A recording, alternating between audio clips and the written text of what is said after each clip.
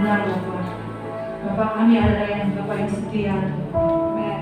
Walaupun kami kadang tidak setia Tuhan, tapi Tuhan tetap setia bersama kami Tuhan. Kami bersyukur Tuhan mempunyai Allah yang besar, Tuhan, Allah yang dahsyat Tuhan. Tuhan yang selalu mengasihi kami Tuhan. Tuhan, sebentar kami akan mendengarkan kebenaran firman-Mu Tuhan. Biarlah Tuhan mengurapi setiap kami Tuhan dengan hati yang lembut, dengan telinga seorang murid Tuhan. Juga hamba-Mu yang penuh keterbatasan Tuhan, Tuhan mengurapi kami Tuhan. Biarlah Tuhan sendiri yang berbicara dengan umat-Mu Tuhan. Dan ibadah ini belum membawa kemenangan Tuhan. Biarlah kami semua di sini mengalami letih lesu dari keluarga Tuhan. Yang mengalami sakit penyakit Tuhan angkat Tuhan. Biarlah kami semua boleh pulang dengan sukacita dan bahagia. Terima kasih Tuhan. Kami sambut firman Tuhan ada di dalam nama Tuhan Yesus Kristus. Yang percaya katakan amin.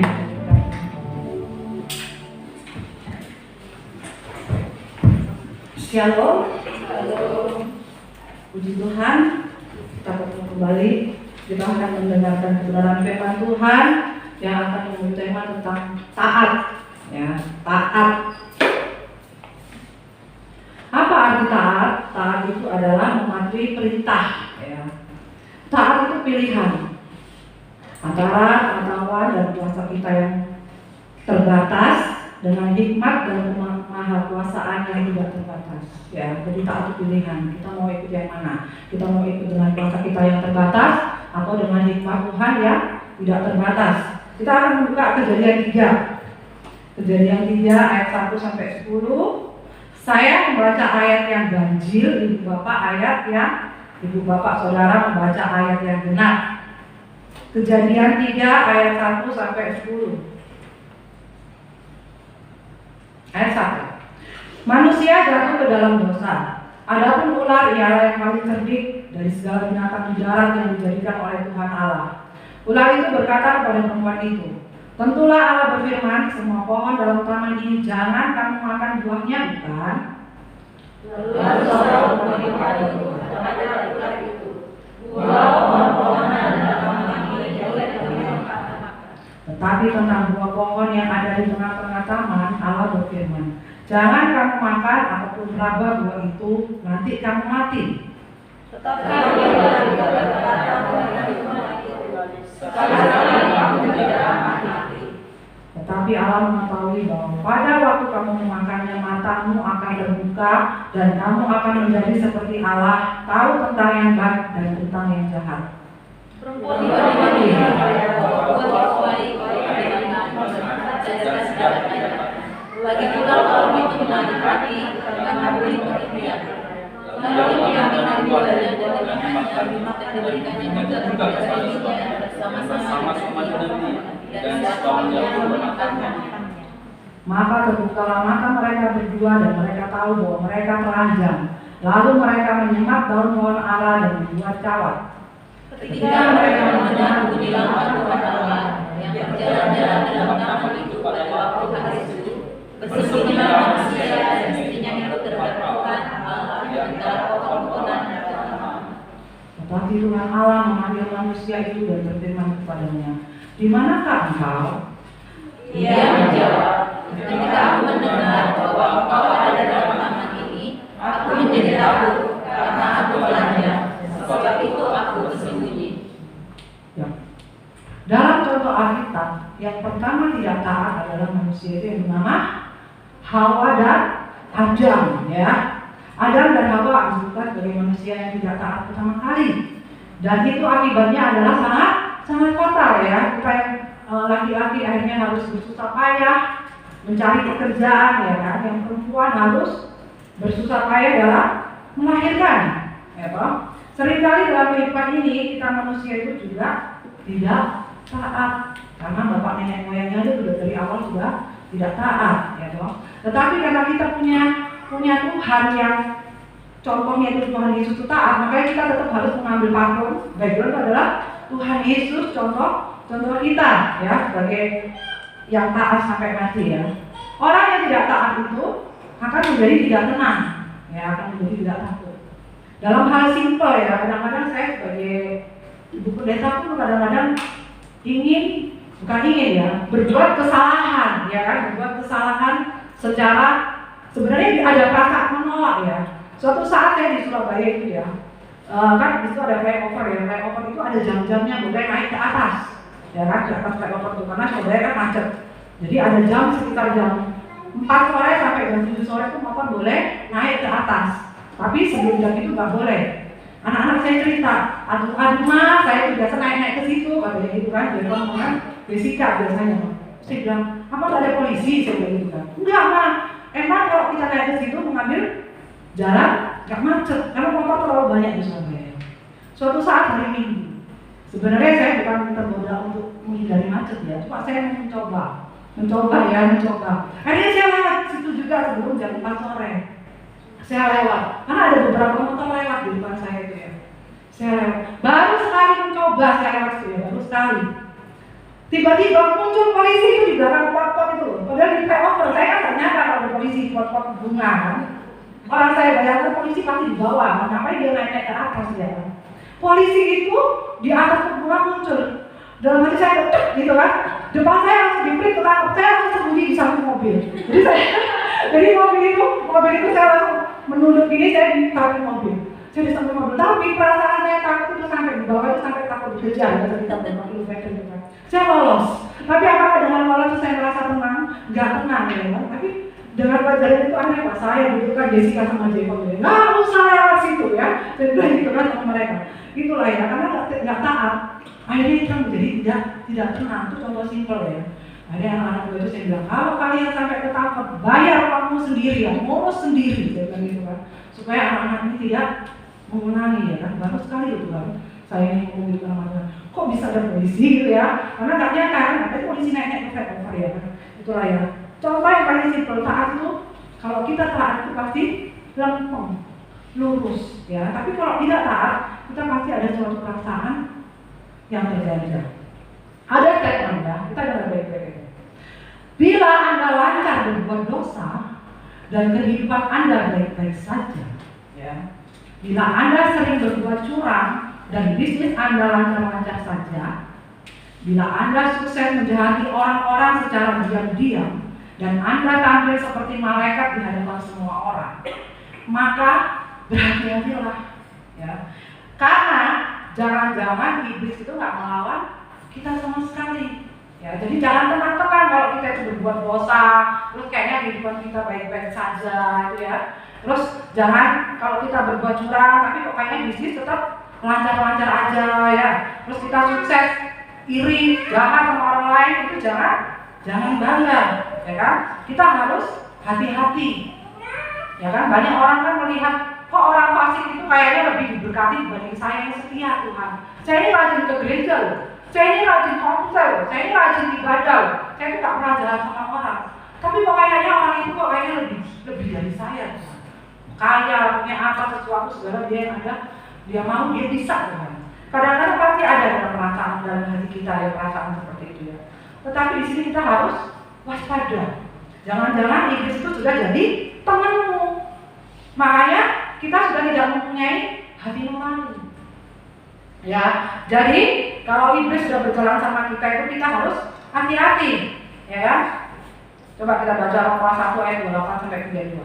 Roma 1 ayat 28 sampai 32. Roma 1 ayat 28 sampai 32. Dan karena mereka tidak perlu untuk mengakui Allah, maka Allah menyerahkan mereka kepada pikiran-pikiran yang tertutup, sehingga mereka melakukan apa yang tidak pantas. Penuh dengan rupa-rupa kelaliman, kejahatan, keserakahan, dan kebusukan, penuh dengan dengki, pembunuhan, perselisihan, tipu muslihat, dan kefasikan. Mereka adalah pengumpat, pemfitnah, pembenci Allah, kurang ajar, congkak, sombong, pandai dalam kejahatan, tidak taat kepada orang tua, tidak berakal, tidak setia, tidak penyayang, tidak mengenal belas kasihan. Ya, kalau kita sudah tidak mengakui Allah, ya maka Allah menyerahkan kita kepada iblis, ya sudah sakarmu, ya kan? Karena kita tidak mau mengakui Allah, kita tidak bergantung kepada Allah lagi, kita bergantung pada hikmat manusia. Makanya Allah akhirnya bilang suka murah. Makanya jangan terus kadang-kadang orang yang merasa terus ke gereja, terus kayaknya kok kehidupannya nggak enak atau apa, terus merasa menyalahkan Allah, menyalahkan Tuhan. Itu kita perlu introspeksi diri kita dulu, ya, introspeksi diri kita sendiri. Kita dulu ya. Kita perlu, Bu, ini tadi tentang taat ya, Bu. Caranya bagus sekali. Ya, taat, kita tentang taat ya, Bu. Taat diambil dari contohnya tadi Adam dan Hawa. Adam dan Hawa itu adalah manusia pertama yang tidak taat. Ya, contohnya tadi ya. Kalau kita kayaknya lempeng-lempeng saja ketika kita berbuat kejahatan atau berbuat curang atau berbuat hal-hal yang tidak mengikuti koridor firman Tuhan, itu kita perlu waspada atau hati-hati. Apakah Tuhan sudah masih bersama kita ataukah iblis yang sudah jadi teman kita? Jadi jangan tenang-tenang ketika kita hidup dalam dosa, tetapi kita masih merasa diberkati Tuhan. Itu jangan tenang-tenang, karena iblis juga bisa memberikan kita, ya. Makanya kita harus tiap pagi itu apa? Serahkan hidup kita kepada Tuhan. Karena kalau kita menyerahkan hidup kita dalam Tuhan, hati nurani kita ini kalau kita berbuat kejahatan pasti ada perasaan ya gak sejahtera, ya. Makanya kalau ada perasaan di dalam itu yang mengingatkan kita untuk berbuat kejahatan itu pasti dari Roh Kudus, ya. Cuma kemarin itu makanya saya sempat ngobrol sama Bu Sita ya tentang laki-laki ini ya. Kenapa ubah wawancarai ya sama Melanie Ricardo itu ya. Terus dia ditanya, kok kamu bisa setia dengan suamimu yang seperti itu ya? Suaminya itu sudah jatuh berkali-kali kan, kok dia bisa setia seperti itu ya kan sama suaminya. Nah, terus si nama obat ini ditanya berapa dia? Aku itu setiap suamiku pergi, aku tahu kondom dalam tasnya. Terus siapa yang menurut Tuhan? Saya yakin juga dengan teknologi nampak Tuhan. Masa Tuhan dulu kasih kondom di tasnya suaminya? Supaya apa? Kalau suaminya misalnya ngapa-ngapain pakai itu. Lihat, kejahatan dunia ini, kejahatan orang ini sekarang seperti itu. Dan akhirnya istrinya apa? Membolehkan. Masa? Pasti Tuhan nggak membolehkan seperti itu. Ya kan? Tapi nampak Tuhan bilang seperti itu. Ya kan? Kejahatan itu sudah apa ya? Kayaknya ya udahlah, pasrah gitu ya, apapun yang terjadi. Itu katanya saya nggak setuju pada Tuhan. Kalau Tuhan pasti nuraninya ini memberikan yang terbaik, yang mendidik. Ya, jadi nafas pasti harus berbuat tegas. Ya, itu satu contoh yang kejahatan ini ya. Kadang-kadang apa sih yang membuat kita nggak taat itu? Yang membuat kita nggak taat itu seringkali karena apa? Keinginan mata, ya, keinginan daging dan keangkuhan hidup. Ya. Keinginan mata itu bisa bicara tentang apa yang kita lihat. Kalau keinginan daging itu apa yang hendak kita lakukan. Kita lakukan nggak ya? Kita lakukan nggak ya? Tapi biasanya suara daging itu lebih kuat karena roh itu penurut, daging itu lebih lemah. Tapi roh itu penurut, ya kan? Bedanya itu ya. Ke dalam 1 Samuel 15, kita baca lagi ya supaya kita itu suka membaca firman ya. 1 Samuel 15 ayat 8 sampai 9. 1 Samuel 15 ayat 8 sampai 9.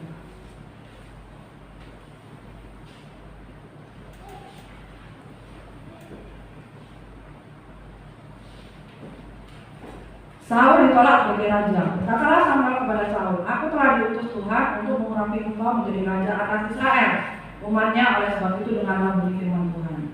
Beginilah firman Tuhan semesta alam. Aku akan membalas apa yang dilakukan orang Amalek kepada orang Israel. Karena orang Amalek menghalang-halangi mereka ketika orang Israel pergi dari Mesir.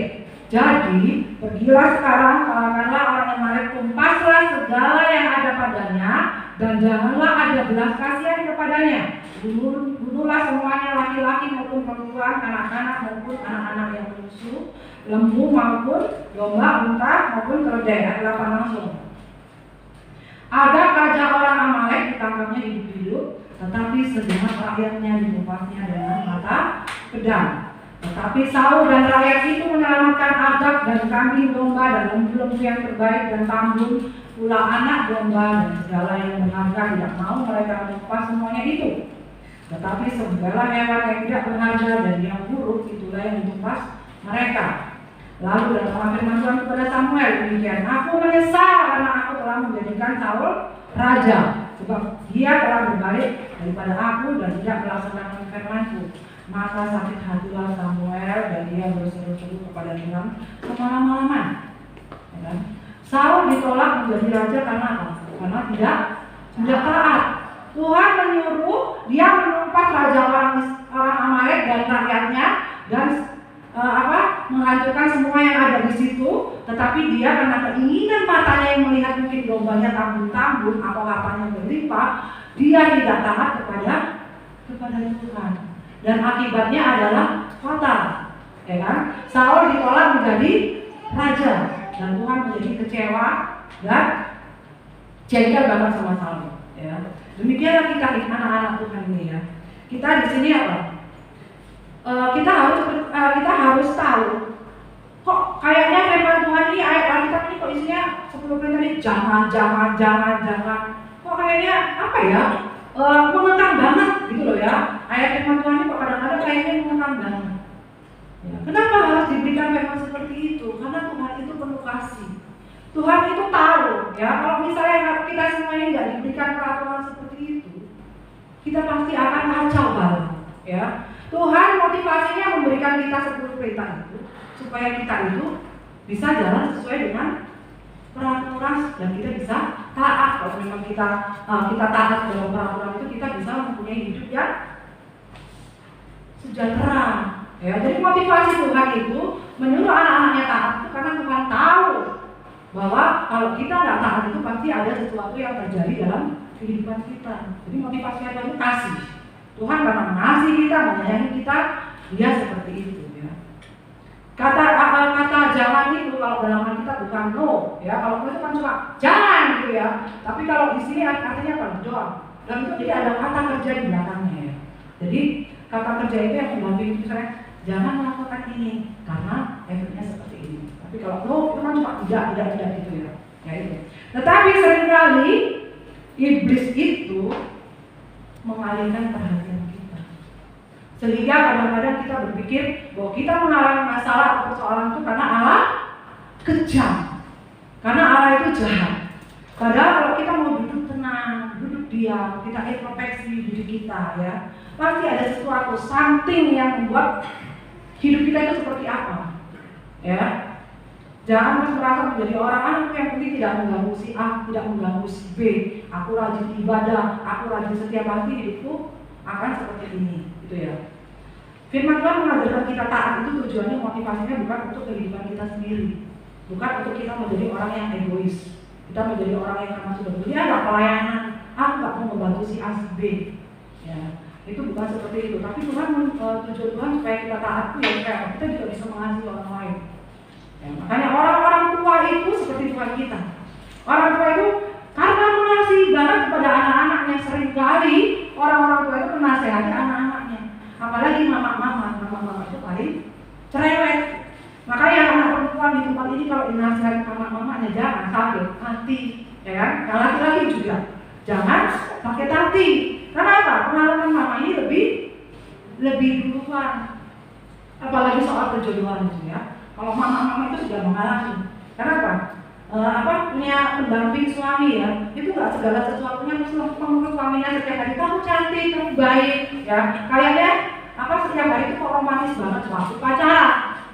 Kadang-kadang seperti itu. Makanya kan gereja ini menyarankan kalian untuk usah pacaran setelah menikah. Lebih baik kita bersahabat dulu ya anak-anak ya, supaya kalau bersahabat itu tahu gurunya diam. Ya kan kalau bersahabat kalian misalnya punya sahabat nggak ada ditutup-tutupi kan. Tapi kalau kalian mau menikah, perpacaran pasti yang manis-manis yang kelihatan. Ya, Pak Yosef dulu nggak tahu kalau saya orangnya bilang. Ya. Saya juga nggak tahu kalau dia dulu galak, karena dia selalu manis di depan saya, ya kan? Dan bagi Pak Yosef saya itu orang yang lembut manis gitu ya. Makanya ada kalau kami berantem, bukan menyinggung suku tertentu ya. Harusnya kamu dapat orang Solo. Orang Solo itu kalau ngomong dia manis, ya. Dan saya sendiri juga sebagai orang Surabaya, kalau ngomong kata salah berarti kita. Itu pun kadang-kadang ini ya, kita kadang-kadang sering ngomong kayak gitu. Kalau nggak menyesal ya. Makanya anak-anak di tempat ini, remaja-remaja yang gadis-gadis yang belum tahu kehidupan rumah tangga yang kalian lihat kayak sinetron cuma 10 menit selesai sudah punya anak, 10 seri 1 jam sudah punya anak. anaknya sudah besar, kayaknya manis-manis, ya. Dengarlah kata orang tuamu, anak-anak gadis, ya. Pria-pria juga seperti ini, anak-anak remaja. Kalau orang tua mau menasihati, jangan rokok, jangan apa, itu supaya untuk kesehatan kalian sendiri. Makanya saya bilang, mak kalau ngefek gimana? Apalagi ngefek? Itu isinya kimia-kimia, ya kan? Saya bersyukur ya karena saya di rumah tangga, mau yang dibanggakan nggak mungkin anaknya orang ya, saya punya anak seperti itu ya. Ketika kemarin dia di Jakarta, dia diutus ke mendampingi kakak-kakak kelasnya, ya. Dia sebagai orang baru di basket, kalau kakak-kakak kelasnya dia terbangnya sudah tinggi. Pada waktu di Surabaya itu dia kepingin lah, namanya orang biasa lomba di metro ya, pasti dia kepingin di Jakarta, di Surabaya itu bisa dipanggil namanya ikut lomba. Terus dia rupanya nggak dilirik sama pelatihnya, rupanya kata dia berulang-ulang, mak rupanya cupu mak kalau dari Lampung itu ke Surabaya, apa kayak aku mau berapa, ya sudah, kok saya ikut basket lagi ya Maya, dia itu sudah malu duluan karena dia salah ambil ekskul, dia ambil musik. Akhirnya terus dia nggak boleh sih, namanya orang tuh harus setia begini, kamu pertama kali kayak gitu. Akhirnya aku beliin sepatu sih mak, berapaan sepatu basket 1 juta lebih, ya kan harganya 1 juta lebih. Akhirnya dia dapat berkat dari Akpol, dia mau beli 1,3. Rupanya dengan sepatu basket yang menjadi lincah, ya kan, menjadi lincah, tetapi dia masih tidak kepilih karena itu yang lain kakak-kakak kelas semua lahiran 2001. Nah next time kakak kelasnya ini harus ikut perbasi, otomatis dia membutuhkan orang satu yang dibutuhkan ya, dari beberapa murid yang angkatan dia itu yang dibutuhkan cuma satu. Akhirnya dia kepilih untuk dampingi kakak-kakak kelasnya lomba di Surabaya dan mereka menang juara 1 di Surabaya, walaupun mainnya dia cuma 10 menit, tapi kan lumayan dapat pengalaman yang paling besar ya kan. Jadi di akhir mereka menang setelah 4 kali pertandingan, 6 atau 4 kali pertandingan mereka menang mendapatkan juara 1, dapat 4 juta tambah lagi 9 juta, jadi 13 juta mereka dapatkan. Setelah menang, kakak yang berbasi ini jadwalnya rupanya bisa. Jadi akhirnya di Jakarta itu karena dia di Surabaya ikut menang, otomatis dia kasihan mereka kalau ngajak Jepon ya kan. Nah, tapi terus Jepon tuh diajak ya, diajak terus kakak pelatihnya bilang gini, kamu jadi asisten saya katanya gitu. Jadi dia diangkat jadi asisten pelatihnya gitu kan.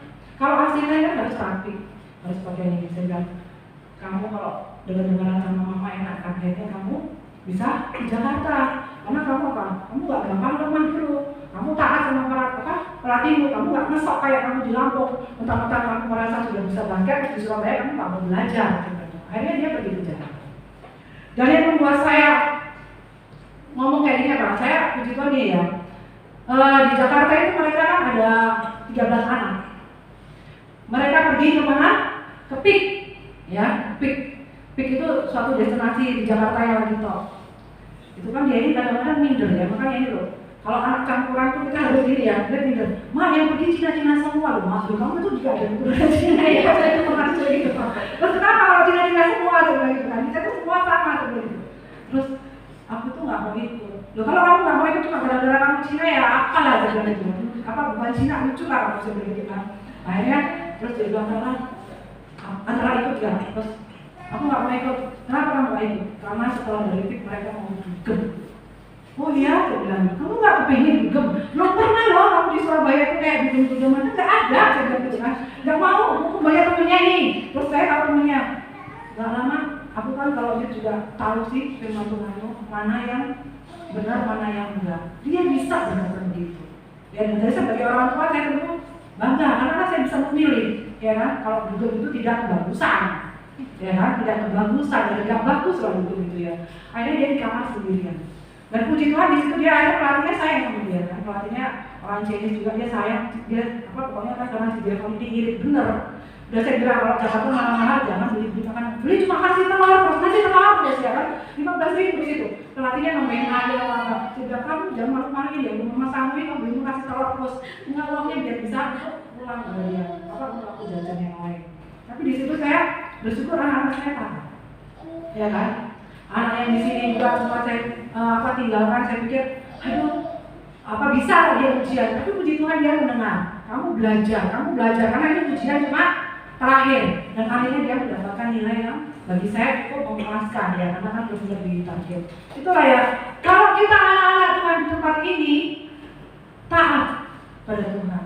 Saya sebagai orang tua di dunia aja saya bangga. Saya senang melihat anak-anak saya taat, ya kan? Apalagi Bapak di surga. Ketika kita taat, saya sebagai orang tua itu berusaha memenuhi kebutuhan anak-anak saya. Karena anak-anak saya itu apa? Taat, ya. Yang perempuan juga sempat teman-temannya bilang, kamu tinggal sama siapa? Sama tanteku. Yuk kita bisa loh, jamnya masih panjang. Kan kamu nggak tahu kalau kita jalan-jalan kemana, tapi dia bisa berkata tidak, ya. Katakan tidak kepada dosa. Kita semua harus belajar seperti itu ya. Kita taat. Katakan tidak kepada dosa, ya. Cara kita gampang dibutakan dengan keinginan mata. Emang keinginan mata kayaknya melihat orang sukses, orang fasih sukses, kita pasti kepingin, ya kan? Padahal mereka mungkin dengan cara-cara yang tidak bagus, atau kadang-kadang kita melihat orang sukses, kita nggak tahu dalamnya. Mana tahu dia, kadang-kadang dia berusaha dengan utang riba, atau kan kita nggak tahu. Ya, makanya hidup ini kita nggak usah mengurusi orang, ya kan? Kita taat pada firman, kita melihat sekitar kita, siapa yang membutuhkan kita tolong. Tapi nggak usah kita sibuk kepo urusan orang. Kita minta sama Tuhan. Kita duduk diam, ya kita duduk diam. Itu yang tidak taatan akan mengakibatkan hal yang tidak enak. Contoh dari taat. Siapa orang yang taat dari kita? Adalah Nuh. Nuh adalah orang yang taat. Kita semua tentu pernah mendengar cerita tentang Nuh kan? Nuh disuruh Tuhan membangun bahtera di mana? Di atas gunung. Tetapi dia menurut apa kata Tuhan. Bukan cuma dia yang menurut. Yang menurut siapa? Istri dan berapa anaknya? 3 dan 3 mantunya. Nurut semua sama. Yang mantu sama istri anak ini nurut sama Nuh, nurut sama Tuhan. Walaupun sekitarnya mengejek dia orang gila, mendirikan bahtera di atas gunung, tetapi karena dia mau taat pada Tuhan, endingnya akhirnya pasti hal-hal yang bagus dan sejahtera sukacita. Ya. Nuh bisa menyuruh istri dan anak-anaknya untuk masuk ke dalam bahtera karena Nuh sebagai bapak sudah berfungsi dengan baik. Ya, makanya kita kadang-kadang bapak-bapak di tempat ini itu harus berfungsi dengan baik. Jangan menyalahkan pendidikan semua kepada istri. Karena kalau suami istri mendidik anak itu harus bersama-sama. Ya, harus bersama-sama suami istri. Kalau mungkin saat ini kita kebetulan banyak tempat kita yang janda ya maaf ya. Yaitu kita anak-anak di tempat ini makanya sudah ini ibadah ikutilah kata orang tuamu. Nuh sebagai bapak sudah berfungsi dengan baik. Sehingga istrinya mau taat kepada Nuh. Dan anak-anaknya sudah besar. Karena kan mereka sudah punya mantu ya, tapi sudah besar. Mau loh dia dengerin kata-katamu. Sebenarnya kan bisa aja anaknya ngobrol, tapi bapak ini gila loh, ikut-ikutan sama orang-orang itu. Tetapi karena apa? Karena anak-anak ini dari kecil sudah dididik oleh Nuh. Sehingga anak-anak ini menjadi apa? Pribadi yang mau taat kepada orang tuanya. Ya. Makanya anak-anak seperti ini semua yang kepingin apa misalnya mau punya anak ya, ketika hamil itu sudah mulai proses mendidik. Hamil itu ya. Saya dulu punya anak pertama itu saya dengerin musik, dengerin Walkman apa sih, dia kok praktik gitu, dia tahu film musik. Dan gua protes, kenapa aku dulu kata kami kok gak bisa, lupa dulu soalnya sudah punya anak pertama sudah seneng-seneng ya, anak kedua ketiga udah males sih. Kadang-kadang seperti itu ya, tapi akhirnya melihat perbedaan. Anak pertama saya film musiknya lebih ini, anak kedua ketiga nggak terlalu. Itulah makanya dari kecil, dari kita mengandung yang mau apa yang anak-anak belum punya anak ini ya, doakan. Ya, doakan anak-anak dalam kandungan.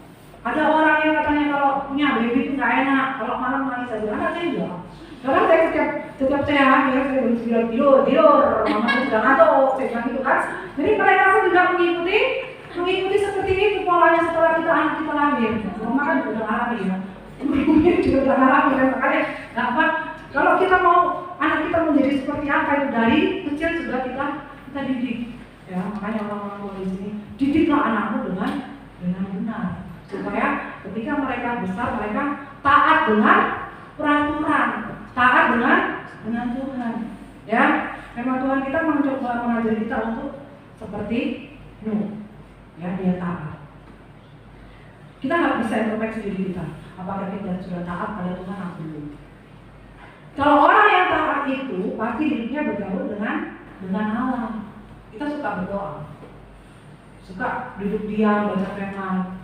Itu kita sudah menjadi orang yang taat. Kenapa? Karena dalam firman itu ada pengetahuan, ada nasihat-nasihat firman, ada janji-janji Tuhan. Jadi kita tuh suka dengan firman. Karena Allah itu adalah firman, ya kan? Allah adalah firman.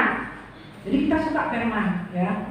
Jangan terus ada orang yang suka dengar khotbah yang bagus-bagus, tetapi hidupnya tidak menghidupi khotbah itu, tetapi dia apa?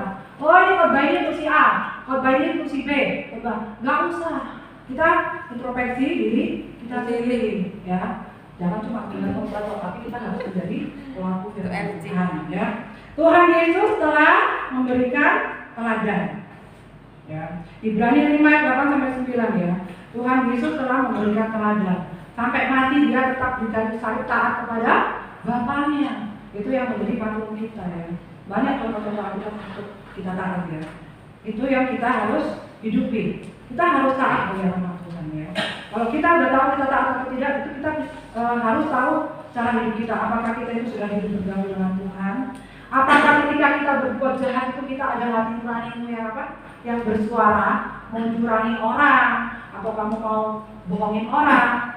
Itu apakah hati nurani bersuara? Kalau kamu sudah hidup taat, pasti hati nuranimu ini mengetuk hatimu, ya. Pasti kita takut berbuat dosa. Kalau orang taat takut berbuat dosa. Katakan sampai kirimu kanan kirimu, takut berbuat dosa. Karena kita adalah orang yang taat, ya. Kita adalah orang yang taat. Tuhan Yesus sudah memberikan contoh sampai kematiannya, dia taat sampai mati di kayu salib. Ya. Kita akan menyanyikan sebuah lagu yang akan saya tutup, ya. Memang hari ini. Pada tahun 1800 itu di India itu kepala suku itu dilihat dari berapa banyak dia membunuh orang. Jadi kepala-kepala orang itu digantung-gantung di depan pintu rumahnya mereka. Semakin banyak orang dibunuh, berarti mereka hebat jadi kepala suku, jadi orang hebat. Di Inggris, misionari kan mendengar seperti itu, ya. Pasti mereka tergeraklah hatinya untuk menyampaikan kebenaran firman. Akhirnya mereka masuk ke India itu, ya. Dia ke daerah apa? Daerah Assam, ya. Daerah Assam namanya. Dia masuk ke situ di Inggris dan orang itu berkhotbah misionari ini. Ada satu keluarga bertobat ketika mendengar misionari ini. Dan dia membawa teman-temannya untuk bertobat sehingga mereka tidak membunuh lagi. Tetapi apakah hal ini membuat orang senang? Karena hidupnya sudah bertahun-tahun seperti itu, kepala sukunya menjadi tidak suka. Dan dicarilah sarkap yang keroknya, ya, para misioner yang berdiri, ya. Keluarga siapa? Ternyata keluarganya Nokseng namanya, keluarga Nokseng. Karena dia sudah mendengar firman Tuhan dan dia taat. Oh, membunuh itu salah. Oh, berbuat kesalahan ini berarti orang tidak taat. Dia benar-benar mau menghidupi firman Tuhan. Akhirnya dia dipanggil kepala suku, istri dan anaknya dipanggil oleh kepala suku. Akhirnya apa? Kau sangkal Tuhan Yesus itu. Sangkal Yesusmu itu, ya. Kalau kau nggak mau sangkal, istrimu tak bunuh. Kata kepala suku. Dia menyanyikan lagu ini. I have decided to follow Jesus. Ya, mengikut Yesus keputusanku untuk hidup Indonesia.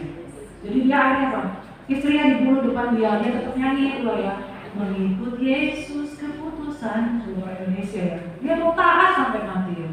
Anakmu tak bunuh, di depan mukanya dia anaknya dibunuh. Dia tetap jadi seperti itu. Mengikut Yesus keputusanku sampai akhirnya dia sendiri dibunuh. Ya. Contoh dari teladan taat, ya.